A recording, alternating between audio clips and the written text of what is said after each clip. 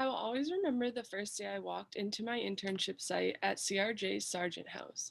I couldn't have been more nervous, and all I could think of is that I didn't want to let anyone down during this upcoming semester. Little did I know, this experience would be one that changed my life forever. For those of you who don't know, CRJ's Sargent House is a residential program for young men referred by DCF aged 18 to 22 who exhibit challenging behaviors due to trauma-based diagnoses, cognitive disabilities, and or intellectual challenges.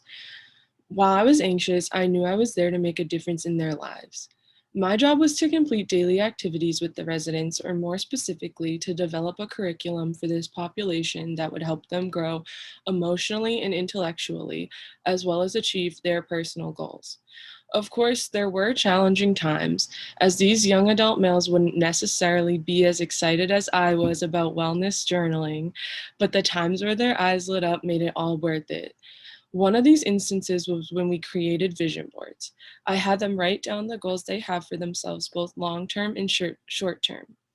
After the activity, one of the residents pulled me aside to go over his responses, and I could immediately tell how much this meant to him by the tone in his voice and the look in his eyes.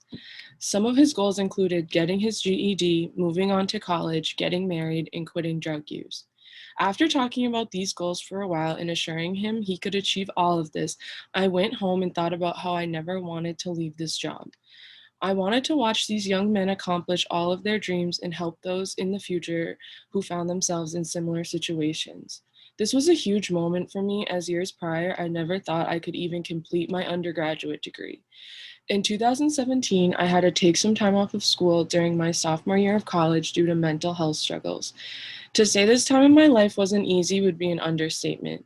When I returned to school in the fall semester of 2018, I had not yet declared a major, and my GPA from the previous term was a 1.9.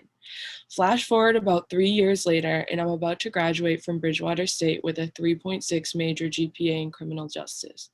Although the young men I worked with have gone through all different experiences that have brought them to where they are today, I wanted to do anything I could to make sure they felt heard, understood, and empathized with. Additionally, I wanted these young men to know that their dreams are not so far away and that someone was there rooting for them. Since we only had a short time together, I wanted to make the most of every moment. Before I knew it, I had learned even the littlest things about each resident. I knew pretty much everything from their favorite artists to where they wanted to be in 3 years' time. They shared with me pieces of themselves that they felt they had to keep hidden for so long, and that meant everything to me. Although I was brought in to teach these 7 young men, they ended up teaching me more than I could have ever imagined.